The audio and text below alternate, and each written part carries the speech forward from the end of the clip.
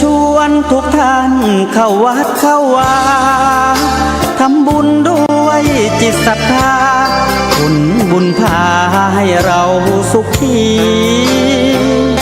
จะทำการใดนำใช้ในสิ่งดีดีทำบุญให้ทานวันนี้ไม่มีใครว่าใครชังสมัยก่อนประทับใจปู่ย่าตายายวันพระไม่เคยเบื่อหน่ายจำได้ไม่ลืมสักครั้งเหตุใดวันนี้มีคนเข้าวัดน้อยจังอยากให้เหมือนก่อนอีกครั้งฝากความหวังกับคนรุ่นใหม่เชิญชวนทุกท่านเข้าวัดเข้าวา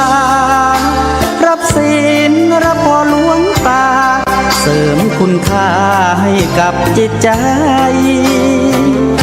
กระทำความดีเรื่องนี้ไม่ต้องอายใครว่างจากการงานเมื่อใดเชิญชวนท่านไปทำบุญ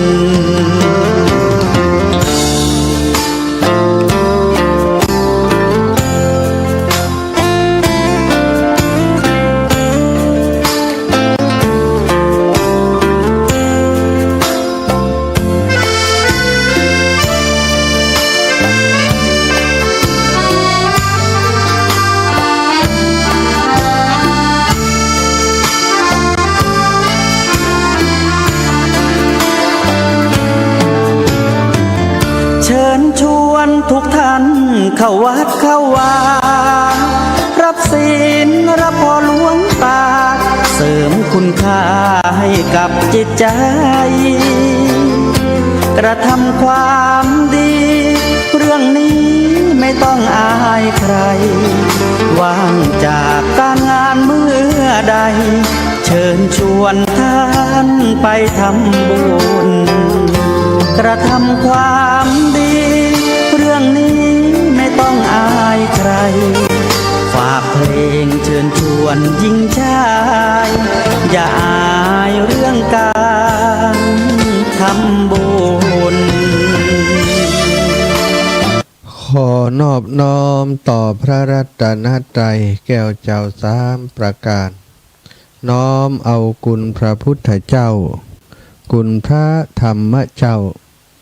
คุณพระสังฆเจ้าคุณพระอรหันตเจ้าอริยสงฆ์เจ้าชุตนชุองค์ได้เมตตาแผ่ปารมีมาเป็นนวโลกุตรธรรมปกเก่าเกษาปกห่มรักษาครูบาอาจารย์พระมหาเถระพระเถรานุเถระเพื่อนสหธรรมิกสหพรหมจารีทุกรูปทุกองค์โปกห่มรักษาศรัทธาสาธุชนคนดีเท่าแก่อีพ่ออีแม่ทั้งหลายทุกท่านทุกคนที่ติดตามรับฟังรายการสาระธรรมยามค่ำตั้งสถานีวิทยุเพื่อการศึกษาวิทยาลัยสงฆ์นครลำปางซึ่งออกอากาศจากวัดบุญญาวาสวิหารพระอารามหลวงโดยทีมงานบริหารสถานีซึ่งประกอบไปด้วยท่านดร.จิรศักดิ์ปันลำผู้อำนวยการสถานีดร.แอมพัชริยาฟองจันตาเจ้าหน้าที่สถานีฝ่ายรายการและน้องนัทสถาพรสุธาคำเจ้าหน้าที่สถานีฝ่ายเทคนิคร่วมกับน้องดิวอนุพงษ์ตาจีนะก็เป็นช่างเทคนิคจิตอาสาของสถานีทั้งหมดทั้งมวลที่กล่าวนำมาเป็นผู้ที่มีจิตอาสาทำงานเพื่อประโยชน์ของศาสนาเพื่อประโยชน์ของงานเผยแผ่พระพุทธศาสนาตลอดถึง ข้อมูลข่าวสารงานวิชาการที่สำคัญต่าง ที่ตังวิทยาลัยสงฆ์นครลำปางส่งมอบผ่านทางสถานีไปให้ศรัทธาญาติโยมติดตามรับฟังรายการของสถานีวิทยาลัยสงฆ์นครลำปาง 106.50 เมกะเฮิรตซ์ทุกวันตั้งแต่เจ้าถึงค่ำถึงดึกนะถึง4 ทุ่มทุกวันขอบคุณทีมงานคุณภาพขอบคุณศรัทธาญาติโยมทุกคนทุกท่านที่ได้สนับสนุนช่วยเหลือค่าน้ำค่าไฟค่าใช้จ่ายชำระหนี้สงฆ์นะมาเป็นค่าใช้จ่ายในการบริหารสถานีของเฮาเป็นสถานีบริการข่าวสารสาธารณะศรัทธาจึงบ่มีรายได้จากการมีสถานีแต่ประการใดเนาะบ่ได้มีการโฆษณาประชาสัมพันธ์ขายของหยังต่างๆจึงจะมีรายได้แต่ของเฮานั้นบ่ใจอย่างอันเป็นสถานีที่บริการข่าวสารการกุศลเป็นส่วนใหญ่เนาะแล้วก็ถ่ายทอดธรรมะถ่ายทอดงานวิชาการซึ่งครูบาอาจารย์ที่มาจัดรายการก็เช่นเดียวกับจิตอาสาทั้งหลายเนอะบ่ได้มีรายได้จากการจัดรายการจริงๆแล้วศรัทธาการจัดรายการนั้นเวลาของรายการทุกที่ทุกแห่งเนาะถ้าอูถึงว่าเอาไปประกอบธุรกิจนั้นเป็นเวลาที่มีค่าเนาะมีค่ามีราคาเปิ่นขายชั่วโมงกัน 4-5 ปันเนอะต่อชั่วโมงแต่ของเฮานี้บ่ได้คิดค่าใช้จ่ายแต่ประการใดจัดรายการฟรีนะฟังรายการฟรี ทุกอย่างฟรีหมดนะเพื่อประโยชน์ในการเผยแผ่พระพุทธศาสนาแต่บ่ได้ฟรีเรื่องหนึ่งก็คือใครทำบุญได้บุญเนอะบ่ได้ฟรีนะ ได้บุญจากการช่วยกันตรงนี้เอาละศรัทธาวันนี้เรามาพบปะกันเป็นวันอังคารที่2เวลา 19 ถึง 20 นาฬิกาวันจันทร์อังคารวันพฤหัสวันศุกร์วันเสาร์พบกับอาตมาเว้น2 วันวันพุธกับวันอาทิตย์นะซึ่งมีครูบาอาจารย์เปิ้น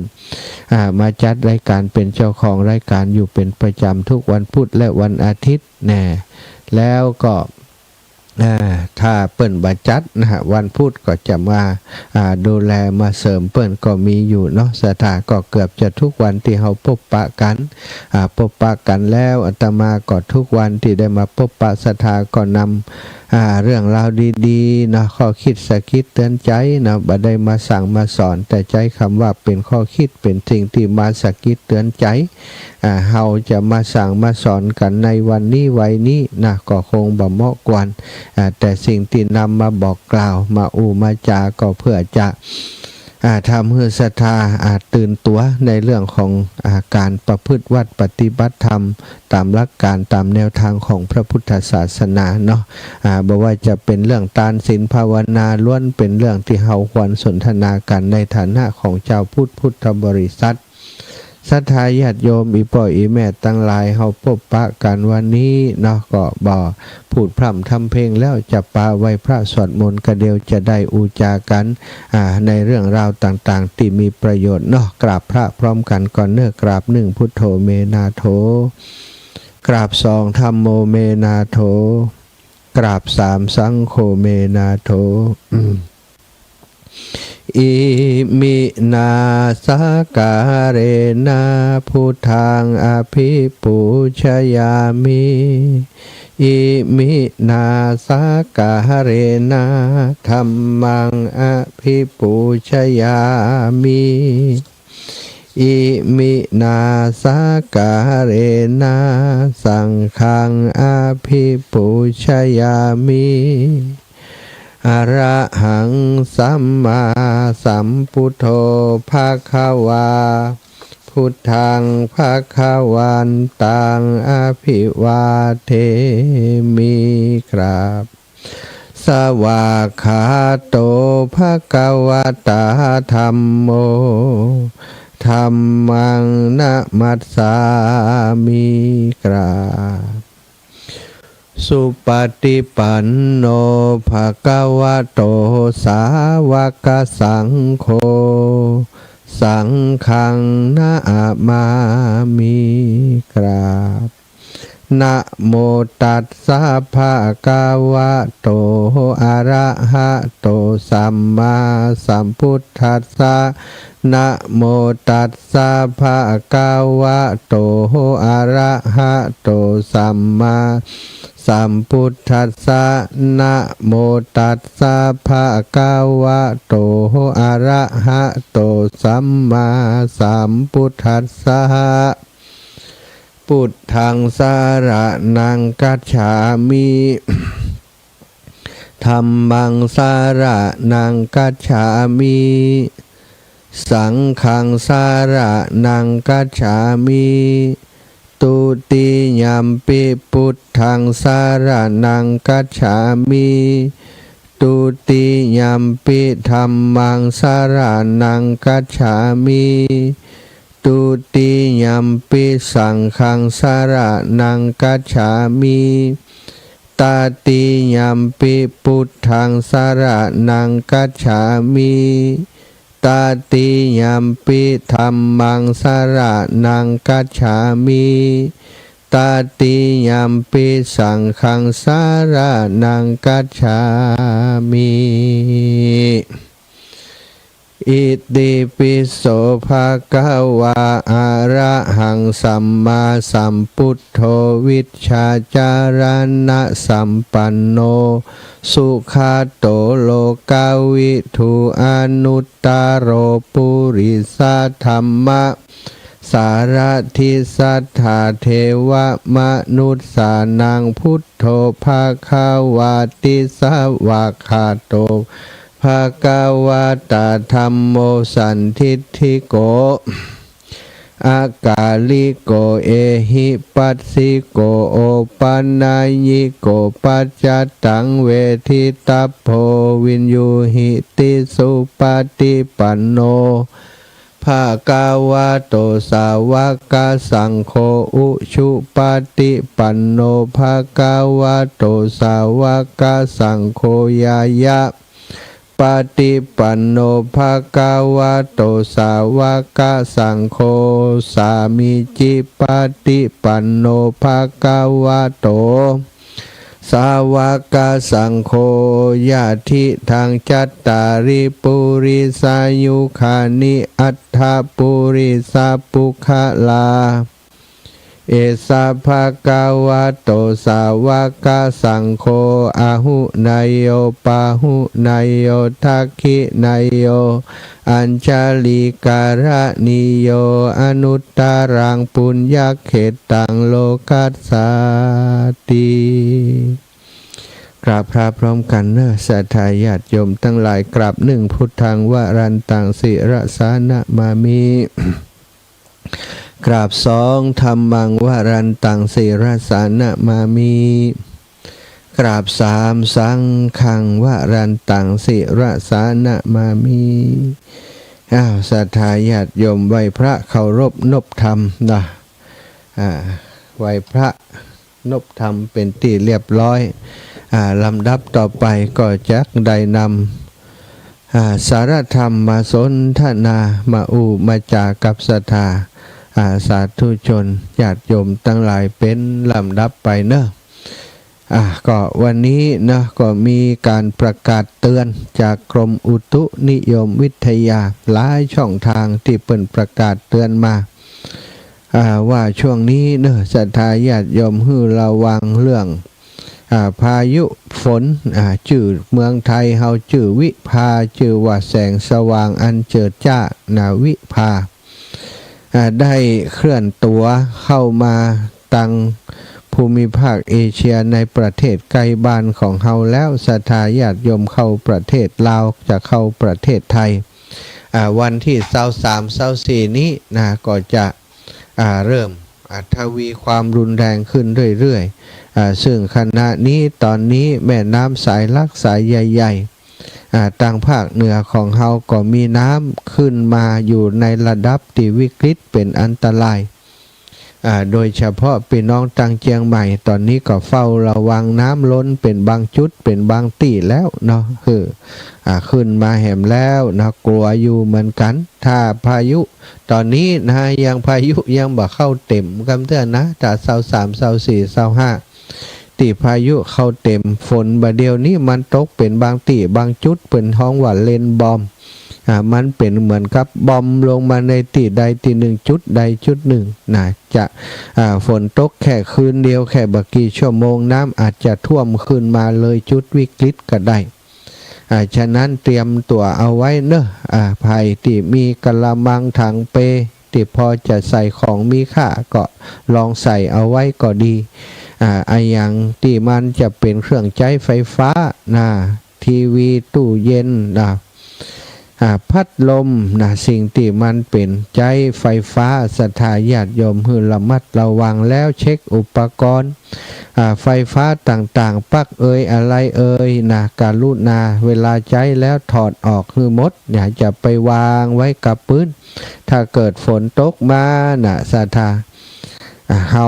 น้ำมันเข้าเฮาบ่หู้ไปเหยียบไปย่ำไปไฟดูดนี่ถึงกับชีวิตเลยเนอะตึงลูกตึงหลานของเฮาตัวเฮาต้องระวังป้องกันไว้เรื่องฟืนเรื่องไฟฟ้านี่อันตรายวันก่อนก็ต่างจังหวัดเสียชีวิตอยู่กลางทางอยู่ไฟติดถนนดูดตายเลยถึง2 ศพ 2 คนศรัทธาญาติโยมเพราะว่าการอุทกภัยนี้มันบ่ได้บอกว่าจะวันใดเวลาใดนาทีใดบางทีลงมาลุ่มน้ำก็เต็มเลยท่วมเลยบัดตันระวังของสำคัญต่างๆของไฟฟ้าในบ้านนี้ถอดปลั๊กให้เรียบร้อยเอาไว้ที่สูงไว้ก่อนถ้าฝนตกมาแปลกๆแล้วจัดการเสียก่อนแล้วก็ดูอุปกรณ์ไฟฟ้าในบริเวณบ้านโดยเฉพาะอย่างยิ่งที่เปิดห้องว่าคัดเอาคัดเอาตรวจตัดตรวจตัดไฟที่อยู่ในบ้านคัดเอาหรือว่าเบรกเกอร์อย่างต่างๆนั้นตีไฟแรงสูงจะปัดมาจากหม้อเนาะไฟที่เข้าหม้อมาแล้วก็เข้ามาสู่บ้านเฮาตรงนั้นเพิ่นจะมีเบรกเกอร์ตรวจตัดไฟไว้ศรัทธาญาติโยมในกรณีที่ฝนตกหนักป๊บเอาน้ำคืนมาเมียแล้วนี่คือจัดการเรื่องนี้ก่อน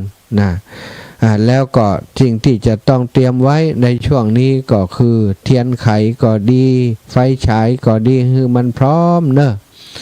ถ้าไฟฉายก็ถ้าเป็นระบบทานก็เอาทานซื้อทานมาเปลี่ยนเสียมาซ่อมมาแซมส่วนใดที่มันชำรุดเก็บไว้เยอะๆเนาะเตียนไขเตียนไขซื้อมาไว้มาเตรียมสำรองเอาไว้เตียนไขแต่กลมไฟนี่คงบ่ใจกันละก็เนาะเตียนไขก็ดีไฟแสงสว่างก็ดีนี่ไฟสำรองชาร์จเอาไว้เนอะไฟบางคนก็มีไฟฟ้าติใจโซล่าเซลล์ติมันชาร์จได้ศรัทธาเอามาชาร์จถือมันเข็มไว้กูยังป้องกันคือมันเหมือนกับว่ามันจะเกิดขึ้นแน่นอนถ้ามันบ่เกิดเขาบ่เสียหายยังถ้ามันเกิดสบายมีพร้อมอาหารก็ควรจัดตุนไว้เป็นไข่ก้าเป็นอายังก้านี่เนอะอีปออีแม่ตั้งหลายไข่ก็ดีน้ำก็ดีควรจัดเตรียมตุนไว้เฉพาะคนที่อยู่ไกลน้ำเนอะไอ้แม่อยู่ไกลน้ำอาจารย์เนี่ยเตรียมอย่างอาจารย์ว่าบางคนเพิ่นว่าอย่างก็จะเนี่ยโดยมดเขาอยู่ไกลน้ำเขาบอกเคยมีประวัติอย่างอันก็บ่ต้องถึงขนาดนั้นแต่เรื่องฟืนเรื่องไฟดูแลกันโดยก็ดีเหมือนกันเนาะมันบัดแน่เหมือนกันเนอะเรื่องฟืนเรื่องไฟนี่นะพี่น้องที่เคยเกิดขึ้นเนี่ยต่างบ้านจุดบ้านปงที่เขาเคยเนาะบ้านม้าก็รู้สึกว่าบ่อยครั้งที่เวลาฝนตกมาก็เข้าน้ำก็ทะลักเข้าไปพายุนี้ก็รู้สึกว่าจะมีแนวทางที่จะผ่านมาทางพื้นที่บ้านเฮาก็ช่วยกันเนาะตรวจตาหรือว่าเตรียมตัวป้องกันไว้คิดเอาไว้อย่างที่จำเป็นนะไอ้ปล่อยไอ้แม่ตั้งหลายเตรียมไว้แม้กระทั่งของมีค่านี้ก็ ต้องเก็บไว้อย่างใดอย่างใดก็กึดเอาไว้เนาะหรือว่าจัดการเอาไว้แต่เนิ่นๆจะเป็นการดีถ้าเกิดกรณีอย่างอีจะไปที่ไหนก่อนจะทำอย่างก่อนอย่างหลังเนี่ยคิดเอาไว้จดเอาไว้เป็นอย่างอันนี้คือการป้องกันการระวังตัวการเป็นผู้บ่ประมาทถ้าถึงเวลามาพบโอ้ตายแล้วน้ำเข้ามาบัดตันเก็บอย่างกำเตื้อศรัทธาญาติโยมน้ำก็บัดเตรียมไว้ให้กับตัวเก่าได้กินน้ำก็บ่มีแล้วเข้าก็บ่มีแล้ว เราต้องเตรียมตัวพอสมควรเหมือนกันเนาะโดยเฉพาะที่อยู่ใกล้น้ำโดยเฉพาะพื้นที่ที่ถูกน้ำท่วมอยู่เป็นประจำ การที่เขาจะรอความช่วยเหลือจากคนอื่นมันจะจ้ากว่าที่เขาเตรียมตัวเองเนอะศรัทธามาม่าปลากระป๋องอาหารแห้งนี่ควรจะเตรียมเอาไว้พ่องสำรองพออยู่ได้วัน2 วันนี่นะเพื่อจะให้คนที่เปิ่นช่วยเหลือในภาวะวิกฤตอุทกภัยน้ำท่วมนี่เปิ่นจะมากว่าบางที่บางแห่งกว่าเปิ่นจะมาถึงนี่ผ่านไปเป็นวัน2 วันถ้าเขาบ่ได้เตรียมการอะไรอย่างไว้เลยนี่ดีก็จะหิวนะลำบากถึงครอบครัวอันนี้ขออนุญาตนะเป็นผู้สื่อข่าวกรมอุตุโดยเปิ่นเหตุสักคนโดยความที่ได้ยินการประชาสัมพันธ์บอกกล่าวข่าวสารเรื่องนี้คือระวังอย่างสูงนะเฝ้าระวังอย่างสูงเพราะว่าพายุลูกนี้เปิ่นว่ามันนักเนอะสถานนักตอนนี้นี่ยังบ่เข้ามาเต็มยังน้ำขึ้นขนาดน้ำวังก็เตรียมน้ำปิงวังยมหน้านี้แต่ละสายน้ำทางฝั่งเหนือของเฮาตอนนี้น้ำขึ้นมาอยู่ในระดับที่ต้องเฝ้าระวังกันทุกที่ถึงเวลามาแล้วเนาะเฮาก็ต้องสำคัญที่สุดอัตตาหิอัตโนนาโถก่อนจะไปมองว่าเดี๋ยวเปิ่นถึงมาช่วยเดี๋ยวคนนั้นหน่วยงานนั้นหน่วยงานนี้จะมาช่วยนะสถาคนที่ถ้าเกิดภัยวิบัติเป็นวงกว้างไปซ้ำให้กว่าจะมาถึงเฮาเนาะถ้ามันเกิดเป็นยอมบ่ปอนักนี่ก็มีปัญหาอย่างนะคนช่วยมีก็เยอะอยู่คนที่จิตใจดีจิตใจงามเปิ้นก็ทำกันอยู่เป็นประจำนะปีนี้ยังบ่ออกลงพื้นที่ได้ช่วยเหลือแต่ว่ากำเตือนเนาะเนื่องจากว่ายังบัดถึงภาวะที่รุนแรงขนาดนั้นนะในความจำเป็นที่จะได้ออกไปนี่ก็ยังบ่งวดยังหันว่ายังบ่มีเตื้อถ้าเมื่อใดเดี๋ยวมันล้นเกินความเกินที่จะนิ่งดูได้แล้วก็ต้องลงไปช่วยกันเนาะสถานเหมือนครับทุกปีที่ผ่านมาละวันนี้ก็จะอู้กันถึงเรื่องของประเพณีตั้งธรรมหลวงเพราะมีคนถามมาว่าท่านอาจารย์เปิ้นบ่ใจตั้งธรรมหลวงตอนจะออกภาษาพุ่นกานะเปิ้นบ่ใจตั้งตอนเดือนยี่เพ็งกานะตั้งอย่างใดถึงจะดีถึงจะถูกต้องนะศรัทธาญาติโยมแต่ละที่ก็นิยมแต่แตกต่างกันไปเนอะจะตั้งช่วงไหนช่วงใดก็บ่มีอันพิษอย่างถ้าตั้งแล้วมีคนฟังก็ถือว่าโอเคนะแต่ส่วนใหญ่เปิ้นก็จะนิยมแบบที่ศรัทธาเข้าใจนั่นแหละนะตั้งช่วงจะช่วงเดือนยี่เพ็งกาอย่างกาเนโอคนมันคึกคักเนาะอากาศมันก็เหมาะด้วยแต่ว่าบ่ได้ห้ามว่าเวลาอื่นตั้งบ่ได้นะเพราะว่าการตั้งธรรมนี่เป็นสิ่งที่ดีที่มีความจำเป็นยิ่งตั้งได้ก็ยิ่งจะเป็นการดีเพราะเป็นการส่งเสริมหลายสิ่งหลายอย่างการตั้งธรรมหลวงก็คือการฟังเทศครั้งใหญ่หลวงก็ใหญ่นั่นแหละสถาประชาชนจะมาร่วมการฟังเทศกันมากเป็นพิเศษโดยการนำเอากันเทศมาถวายก็ดีมาร่วมฟังเทศมหาชาติก็ดีเรียกว่าฟังธรรมใหญ่หรือว่าการตั้งธรรมหลวงบ้านท่านก็มีความคิดว่าการตั้งธรรมหลวงคืองานเทศมหาชาตินั่นเองซึ่งก็เป็นการถูกนะหากจะให้สมบูรณ์ที่สุดก็คือการฟังเทศครั้งใหญ่รวมทั้งการฟังเทศแบบธรรมดาฟังธรรมแบบธรรมวัดและฟังธรรมและฟังมหาเวสสันดรตยการตั้งธรรมหลวงต้องเตรียมพิธีหลายประการเช่นการตกแต่งสถานที่สำหรับการฟังเทศการที่จะเทศ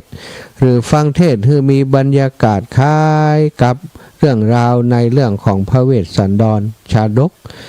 บางแห่งทำเขาวงกตสำหรับอุบาสกอุบาสิกาเดินเข้าไป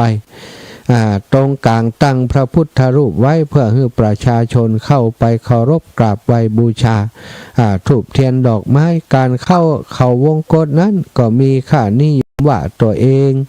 ได้เข้าไปในสถานที่ที่พระเวสสันดรโพธิสัตว์เจ้าประกอบคุณงามความดีคือการฮือตานปรมัตถปารมีแม้จะเป็นการสมมุติก็เป็นการระลึกในด้านคุณความดีที่จะเป็นแบบอย่างให้มีการทำต่อไปการตั้งธรรมหลวงมีจุดมุ่งหมายมีจุดประสงค์อย่างใดการตั้งธรรมหลวงก็มีจุดมุ่งหมายที่สำคัญทางวัดและตึงทางวัดและก็ตึงต่างเจ้าบ้านความมุ่งหมายของตั้งวัดของครูบาอาจารย์พระสงฆ์องค์สังฆเจ้าเพื่อจะให้มีการรวบรวมคัมภีร์ต่างๆไว้เป็นหมวดหมู่เพื่อให้มีการเขียนคัมภีร์ธรรมที่เป็นวิทยาการเป็นวิทยาทานเพิ่มเติมให้มากขึ้นเพื่อฝึกหัดพระภิกษุสามเณรให้มีความรู้ด้านการอ่านคัมภีร์คล่องแคล่วขึ้นเพื่อบำรุงพระภิกษุสามเณรด้านจตุปัจจัยเพื่อส่งเสริมกิจกรรมทางพระพุทธศาสนาหลายประการเช่นมีการทำโคมไฟมีการทำประทีปดวงไฟเป็นต้นเพื่อให้เกิด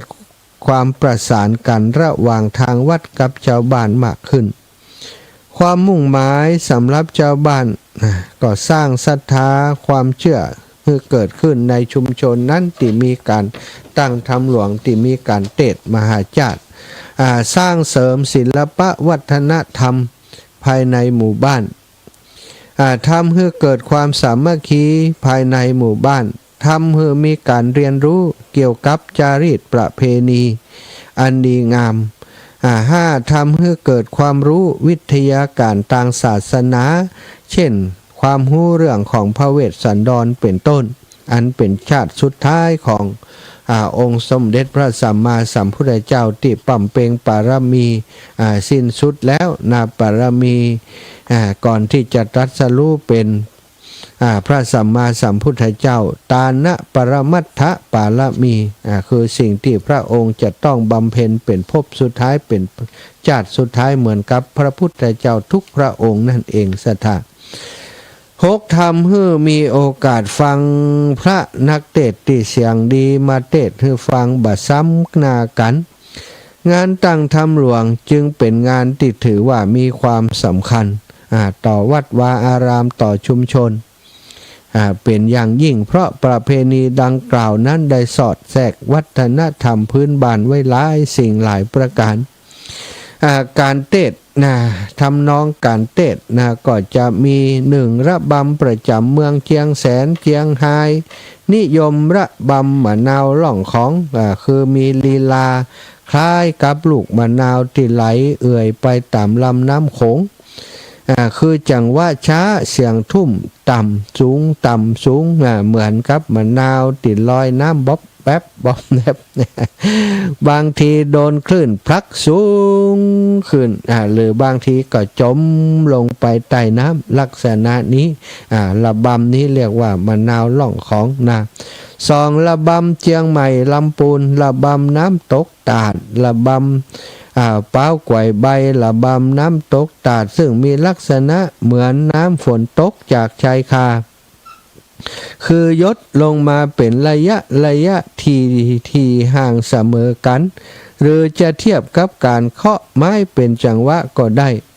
ส่วนละบำเป้าไกวใบนั้นมีลักษณะอาการเหมือนใบบะเป้าเวลาต้องลมแกว่งเอ็นไปเอ็นมาช้าฉะนั้นนักเทศน์นิยมเทศน์บรรยายความและยังเทศน์ตอนโศกสลดลำพันธ์แต่ถ้าตอนที่ตื่นเต้นเล้าใจผู้เทศน์จะเทศน์โดยระบำน้ำตกตาดนี่สถานที่ตื่นเต้นว่าอัน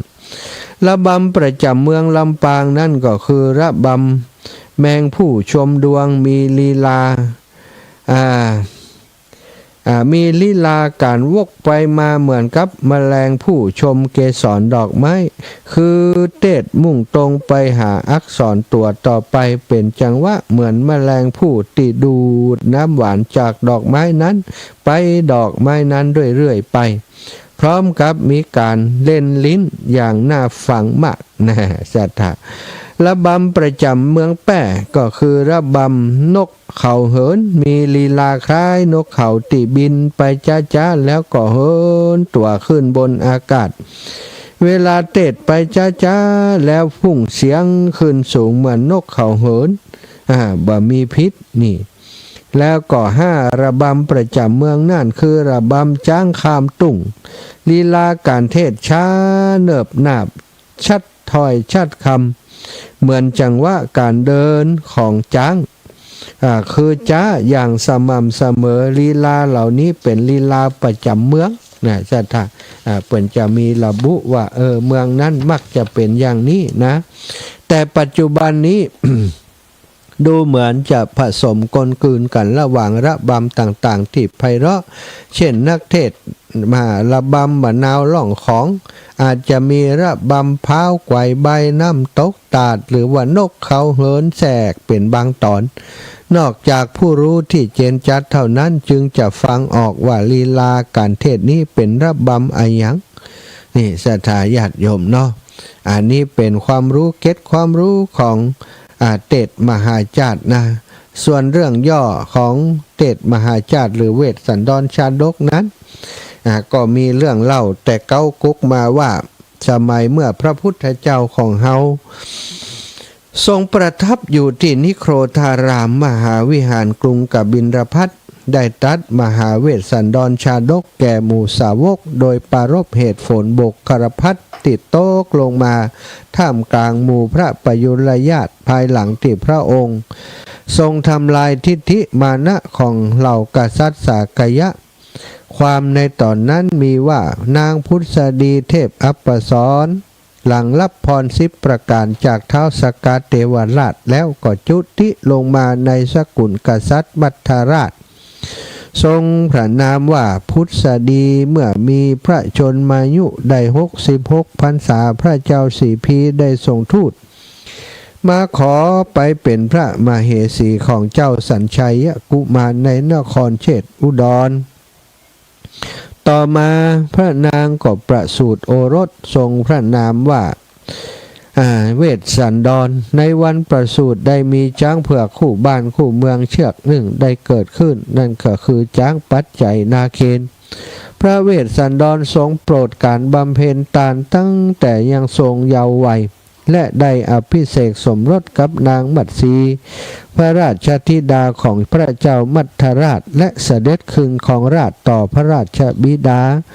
ในโอกาสต่อมาก็มีพระโอรสนามว่าจารีและพระธิดานามว่ากันหาพระเวสสันดรทรงบำเพ็ญทานบารมีอยู่เสมอมิได้ขาดโปรดให้ตั้งโรงคารขึ้น6 แห่งรอบๆพระนครต่อมาเมืองกาลิงคราชเกิดข้าวยากหมากแพงฝนแล้งประชาชนอดอาหารยากแค้นพระเจ้ากาลิงคราชจึงส่งพราหมณ์8 คนไปนคร4 ปีเพื่อทูลขอจ้างปัจจัยนาเคนจากพระเวสสันดรพระเวสสันดรก็ประทานจ้างนั้นไปชาวเมืองสีพีทราบเรื่องก็ต่างโกรธแค้นพากันไปกล่าวโทษพระเวสสันดรกับพระเจ้าสัญชัยผู้เป็นบิดาขอให้ขับไล่พระโอรสออกไปเสียจากเมืองพระเจ้าสัญชัยก็จึงเนรเทศพระเวสสันดรออกไปจากพระนครเพื่อความสงบสุขของบ้านของเมืองพระเวสสันดรก็ทรงยินยอมทำตามพระประสงค์ของพระบิดาและทวยราชพระนางมัตสีจึงขอติดตามไปพร้อมกับพระโอรสพระธิดาแต่ก่อนจะออกจากกรุงเชตอุดรได้ทรงบริจาคครั้งใหญ่อันเรียกว่าสัตตกะมหาทานคือทาน7 สิ่งละ7ก็สิ่งละ700มีจ้างม้ารถสนมโคนมทาสชายทาสหญิงแล้วเสด็จออกจากเมือง คณะออกจากเมืองก็ได้พระราชทานม้าโดม้าที่ทรงอยู่นั้นนะพร้อมกับรถฮือแก่พราหมณ์ผู้มาขอไปแหมจึงปากันเสด็จดำเนินโดยพระบาทไปยังเขาวงกฏเพื่อทรงบำเพ็ญพจน์หน้าที่นั้นระหว่างทางที่จะไปเขาวงกฏก็ได้ผ่านเมืองเจตราชกษัตริย์เจตราชก็ได้ทูลอัญเชิญพระเวสสันดรไปครองแคว้นนั้นแต่พระองค์ทรงปฏิเสธกษัตริย์เจตราชจึงส่งเสด็จพร้อมทั้งชี้ทางไปเขาวงกฏและรับสั่งให้พรานเจตบุตรเป็นผู้ดูแลรักษาต้นทางคอยตรวจตาผู้ที่สัญจรไปมาบ่ให้ล่วงล้ำเข้าไปรบกวนพระเวสสันดรเว้นแต่ราชทูตที่ถือสารมาจากพระเจ้าสัญชัยเท่านั้นหรือว่ามาจากกษัตริย์เจตราชเท่านั้นเมื่อกษัตริย์ทั้งสี่พระองค์เสด็จถึงเขาวงกฏแล้วก็ผนวดเป็นดาบสอยู่ณที่นั่นมีพราหมณ์ผู้หนึ่งมีอาชีพขอทานชื่อว่าชูชกอาศัยอยู่ในตำบลทุนนาวิทย์แคว้นกลิงคารัฐขอทานหาเงินได้100 กหาปณะนำไปฝากเปื่อนพราหมณ์ด้วยกันหู้จักกันมาเมินเป็นเปื่อนกันนำเงินแต่ว่าเปื่อนนั้นเมื่อชูชกบ่มาสักเตือปีแล้วปีเล่าดับปิงบัลลังตายเหียกะอิโลได้นำเงินไปใช้หมดบ่มีจะเพื่อพราหมณ์ชูชกไปเอาคืนก็บ่มีจะฮื้อก็จึงได้ยกลูกสาวนางอามิตตาเพื่อแก่ชูชกแทนเงินที่ฝากไว้ชูชกจึงได้นางเป็นภรรยาชูชกเป็นพราหมณ์แก่รูปร่างอัปลักษณ์เมื่อได้ภรรยาสาวและสวยเช่นนั้นจึงหลงไหลส่วนนางอามิตตานั้นก็ได้ปลนนิบัติสามีตามหน้าที่ของภรรยาที่ดีทุกประการตั้งได้ที่อบรมมาจากแม่จากครอบครัวบรรดาชาวบ้านทั้งหลายที่ใกล้เคียงกันก็ปรารถนาจะให้ภรรยาของตนทำตนเหมือนกับนางอามิตตานั้นจึงบอกภรรยาของตนดูนางอามิตตานี่เป็นตัวอย่างทำให้ภรรยาของเจ้าบ้านเหล่านั้นบ่พอใจปากันลุ่มด่านางอามิตตาเป็นเหตุให้นางอามิตตานั้นต้องการคนใจบ่อยากจะออกไปจากบ้านไปทำงานเหล่านี้จึงบอกแก่ชูชกผู้เป็นสามีเดินทางไปขอ2 กุมารมาเป็นข้ารับใช้ชูชกก็ออกเดินทางไปเขาวงกฏระหว่างพบชูชกพบกับพรานเจตบุตรที่ด้านทางเข้าเขาวงกฏชูชกเกรงพรานเจตบุตรจะคัดขวางจึงอ้างตนว่าเป็นราชทูตมาจากเมืองสีพีเดินทางถือราชสารมาทูลเชิญพระเวสสันดรกลับนครเมืองตามเดิมพรานเจตบุตรนั้นหลงเชื่อจึงยอมให้ชูชกผ่านไปชูชกไปถึงเขาวงกฏเป็นเวลาเย็นจึงพักผ่อนเมื่อแจ้งเจ้าก็ไปหามาลุงเจ้านางมัตสีก็เสด็จไปหาผลละหมากหลักไม้ชูชกจึงเข้าไปเฝ้าพระเวสสันดรทูลขอ2 กุมารพระเวสสันดรก็ได้พระราชทานของ2 กุมารแก่ชูชกไป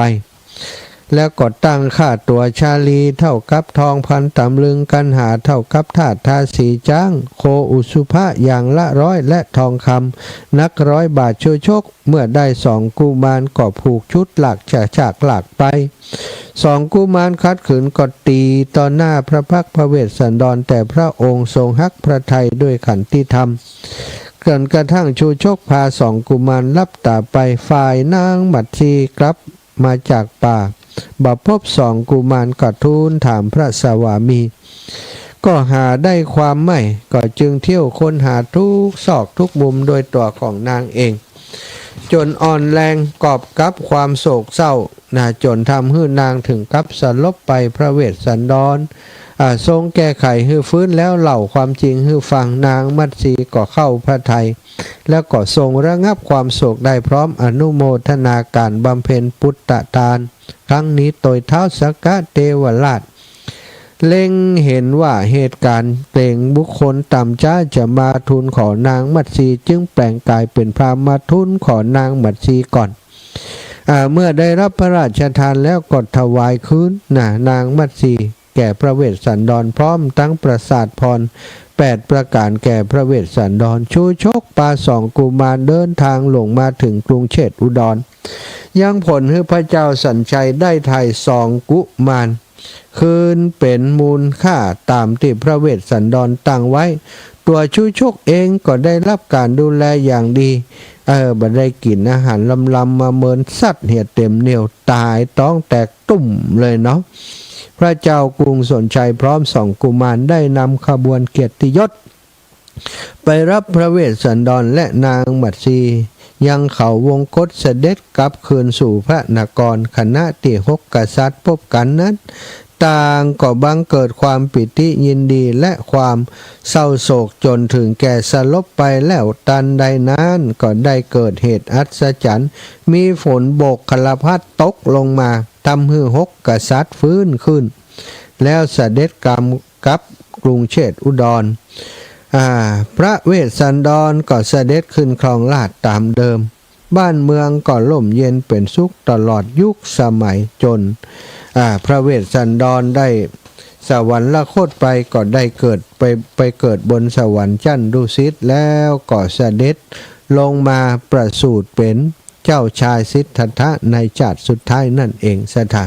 เรื่องโดยย่อเป็นอย่างนี้แต่เรื่องโดยพิสดารสถาเข้ามาฟังตัวกันที่วัดบรรพตสถิตในการเทศทางตั้งธรรมหลวงเทศมหาจารย์เวสสันดรชาดก3ยก ยกที่1ละครั้งจะเคาะวันที่อาทิตย์ที่27เดือนกรกฎานี่เนอะกรกฎาตั้งแต่9 นาฬิกาเป็นต้นไป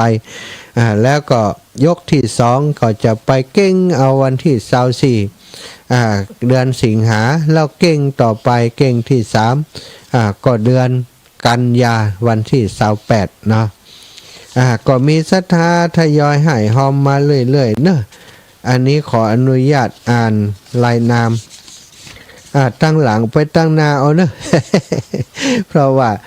ไปตั้งหน้าถึงไหนถึงหันเนอะเพราะบางคนก็อ่านไปแล้วบางคนก็ยังไม่ได้อ่านคำเตือนเนาะเอามาหลอกมาจดใหม่ก็มีเนอะศรัทธาเพราะบางเถื่อเขียนไว้ที่ศรัทธาโทรมามันเขียนตัวหนึ่งสื่อวัดบางเถื่อศรัทธาก็โทรมาบอกคนนั่นกรรมคนนี้กรรมบัดได้รวมเป็นบ้านเปิ่นจำเป็นต้องเอามาคัดหลอกแห่มกรรมอ่านสักหน่อยสัก5 นาทีก่อนแล้วกันน้องไก่หอมมา100 บาทนะแล้วก็แม่เพชรชลาพรมใจจากอำเภอพานเชียงรายได้ร่วมบุญมา500 บาทแม่สุภัตตามาลัยวงพานแหม100 บาทแม่ครูเพญนภาบุตรกรอนจากเมืองพานแหม100 บาทจาก10 เอกพงศักดิ์มาลัยวงแหม100 บาทร้อยโทพงชัยแหม100 บาทสาธุอนุโมทามิแล้วก็ปอสมบูรณ์แก้วชิโนนายอนุเชษปัญญาดีแม่เอ็มออนแก้วจิโนอันนี้เกิดปีม้าหมดนี่นายจรนายวรเนตรนายวรเนตรปัญญาดีเกิดปีฉลูแล้วก็แม่สมหมายถาคำเกิดปีม้าทั้งหมดรวมกันหอมมา200 บาทอนุโมทนาแม่อ้อยท่ามัน100 บาทแม่เทียมจันทร์คนเที่ยง200 บาทนางชนลดาปกแก้ว100 บาทธนาวุฒิปกแก้ว100 บาทแม่นวลจันทร์ปกแก้ว100 บาทคำแสนปกแก้ว300 บาทนายศรีวรนางไหลมาหมื่นตาบุตร300 บาทแม่ชิมมุนีแก้วการเทศ100 บาทโต๊ะหมู่50 บาทพระพุทธรูป50 บาทแล้วก็ลงทานเปิ่นจริงๆแล้วเปิ่นถวายส่วนตัวและการน้ำกับไฟอัตมาลงในช่องของลงทานคือเปิ่นได้บุญโดยเนาะ200 บาทแม่ทองเธอใช้คันธานายสมคิดนางสุรพานายกรมคิดอำพันธ์นายสุรชาติคุณโยมวาสนาอุปปนางสาวธัญพัฒน์กิรตาพันกุลครอบครัวนี้ห่วมบุญมา 1,500 บาทมีความประสงค์จะเป็นเจ้าภาพการทำหลวงนี่ปีวอกแล้วก็หอมโต๊ะหมู่มาแหม200หอมพระพุทธรูปมาแหม200นี่นายเทพแก้วลังกาปีม้านางวรัญญาแก้วลังกาปีแปะนางสาวพิมละดาแก้วลังกาปีกระต่ายนายที่ละวัดปีแก้วลังกาปีจอนายอาทิตย์ นะปัญจมาศปีขานร่วมกันมา200 บาทเด้อนางสาวิราวันตะมะศักนะยามะศักไม่ใช่จะมะศักยามะศัก40 บาท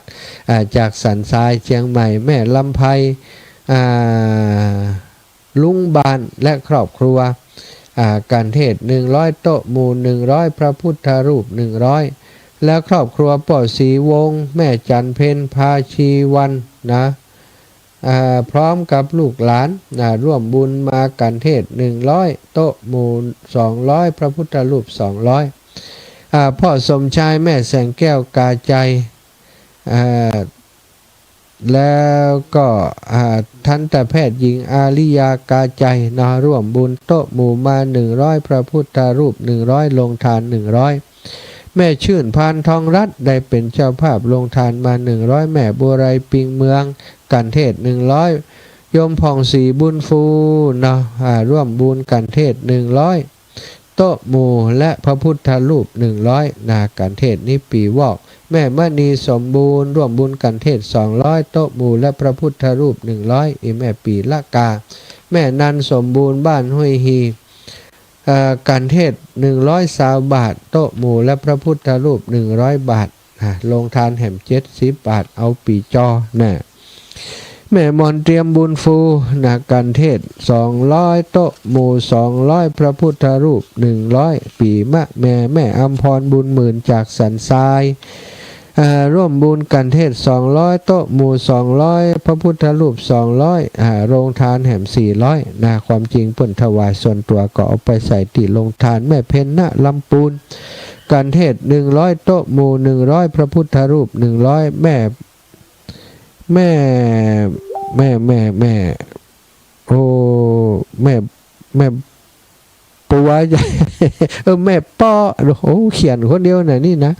แม่ป้อสียอดโต๊ะหมู่100นะ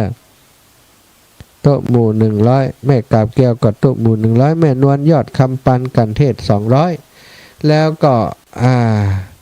แม่สมอันนี้เป็นคณะเปิ่นเนาะแม่สมจิตใจเย็นแม่สนใจวิจิตรชโลธรพร้อมครอบครัวแม่วะ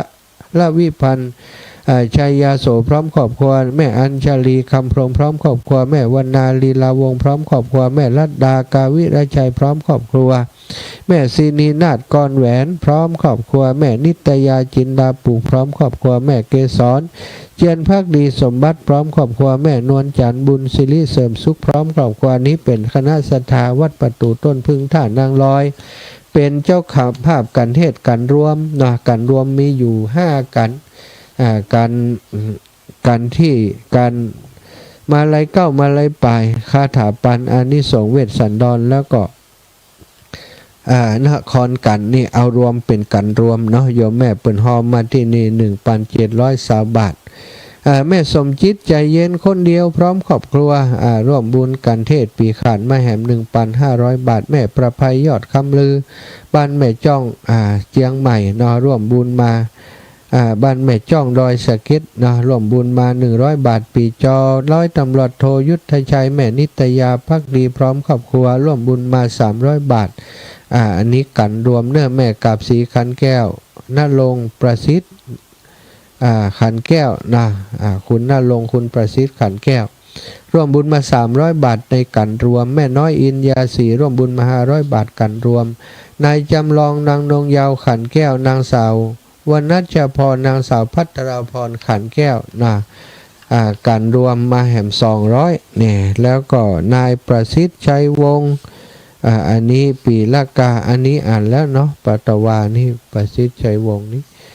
ส่วนอื่นๆเดี๋ยวแกว่ากันเนอะอันนี้อ่านถึงหน้านี้เนาะเลขที่42เดี๋ยวเดี๋ยวมีเวลาจะอ่านเพิ่มเติมเนอะแม่ชื่นกันทตันนี่ร่วมบุญมาการเทศ200โต๊ะ100พระ100แล้วก็โรงทานแห่ม100อนุโมทนาบุญเนอะเอาละศรัทธาเปิดสายคือศรัทธาโทรมาเหี่ยสัก 4-5 นาทีเนาะ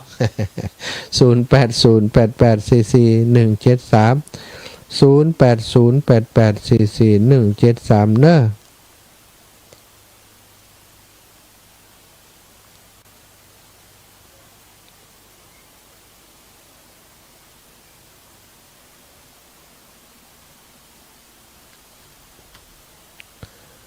ศรัทธาญาติโยม0808844173จะเลินพรแฟนพันธุ์แท้ แฟนพันธุ์แท้ครับ หายไปเมื่อนาฟังนี่กับพดมาแหมหน่อยกูแต่ลืมกันไปแล้ว โอ้โหที่แม่ริมนี่ฝนตกขนาดเลยครับ เนี่ยคือระมัดระวังเนอะน้ำขึ้นสูงดูอัน ตกนักขนาดเลยครับ ดูน้ำปิงขึ้นมาสูงนะกว่าจะยางปีก่อนอ่ะ แน่กะโอ้ตกไปตกปอดตกวันค่ำครับขึ้นหุ่มครับน้อง น่ะระวังตัวเนอะสาธุดูแลตัวเองขอบคุณเนอะ ทางหลวงนี่เงินก็เดียวอนุโมทนาตัวเนาะ ได้กะ สาธุ แน่กะเนาะโอ้ไม้กำลังใจนะครับ บุญหักษาอยู่ดีมีสุขเจริญรุ่งเรืองเนอะแฟนพันธุ์แท้แม่กาบแก้วสีอินแก้ว นมัสการเจ้าท่านอาจารย์ วันพูดว่าจะไปพูดอีเมลสะดวกกว่านี้ วันฮูเจ้าวันฮูมาใดอยู่เจ้าแต่วันคุณก็ได้ไปหลินดนตรีฮับแขก จะไปวัน อา พูด จารย์ เนอะ น้องบุญบานเพชรค่ะแต่ห้อมแฟนจ้ะ อืม นี่โต๊ะหมูว่าเขาบอกวิจารณ์ โต๊ะหมู โต๊ะหมู โต๊ะหมูกะเขียงหมูนั่นกะอืม โต๊ะหมูบูชา บุญ บูชาโหมาไม่น่าบานเลยเจ้า บุญบานเพชรทาเนาะ บอกในหานี้ดีๆหูจะมาเห็น เพชรพา เจ้า 100กะแม่ 100เจ้าอันมันผูกไม้แม่ฮื้อไปเลยบอก แล้วแต่เขียนดีๆเนาะ น้องของต้มมูแม่ก็ของแม่ปอนั่นเนาะเจ้า เจ้าได้จ้า แล้วนี่หอบแล้วหนารถตู้1กันรถปิกอัพ2กัน ปาทอสุดยอดนี่ ก็เหตุบาลเปิ่นฮื้อตึกเสียงนะคะอาจารย์ ป้อกะเอาอย่างนั้น เพราะว่าเสียงเปิ่นรถต้องเข้าวันนี่ขอคนขับรถ เจ้าได้กะเนาะ ประตูเนอผู้ฮื้อบินบาทเนี่ยนะเจ้า สาธุเจ้าเป็นน้องบ้านหัวฝ่ายบ้านกัดเมฆเนี่ยวันผูกปะกันไม่ย้ายพรเป็นเจ้าภาพยังจะเป็นเจ้าภาพยังฮะ เอาโอ้ย โอ้ได้กะเจ้าภาพหมดเลยอนุโมทนาหมดเลยเนาะ แล้วก็เปิดไปยิงการวันหน้าไปลงแพ้เลย ได้กะ ลงแพ้มวน เจ้า การจะงามดี สาธุเนอะ ชัดเจนอย่างนี้เนี่ยฝ่ายหญิงนะ เจ้า มาจบนี่ เจ้าสาธุฝันจังลำปางพ่องเจริญพรแม่สมบูรณ์บ้านไร่ศิลาทอง เอาขาเท้าตลุกอันเอาสันเหตุให้แม่50 บาท แล้วก็โอ้จับผ้า100 แม่สมบูรณ์ ยังไหน50เอากะเนาะ ได้กะวงแสนเจ้า นั้นเอาไว้ไปนาเด้อ เจ้า เป็นไหนก็โอนทุกตังค์ ได้กะ เจ้า สาธุเนอะ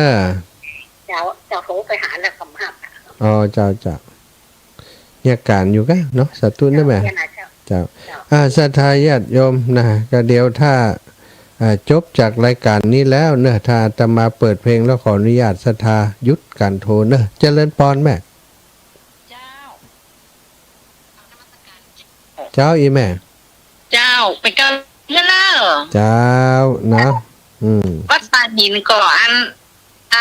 เสียงดังฟังชัดดีเจ้า โอ้ดีกะเจ้าสาธุเจ้าสาธุอีแม่บุญรักษาเนอเจ้าสาธุค่ะศรัทธาญาติโยมเนาะเอาละเนอะพอละนะสำหรับวันนี้ก็ขอศรัทธาญาติโยมที่ฟังอยู่ต่างบ้านต่างจอง เดี๋ยวถ้าอาตมาเปิดเพลงแล้วขอหว่ำต้องโทรเข้ามาแล้วเพราะว่าจะได้ใจลายตัวนี้เนาะก็สัญญาณเข้าไปในรายการอีกทีหนึ่งเจริญพรแม่โอนตังไปเมื่อวันติดแล้วนะเจ้าแม่ขันคำบุญชูเนาะ เจ้าสาธุเจ้าเจ้าแม่สมบูรณ์บ้านไร่ศิลาทอง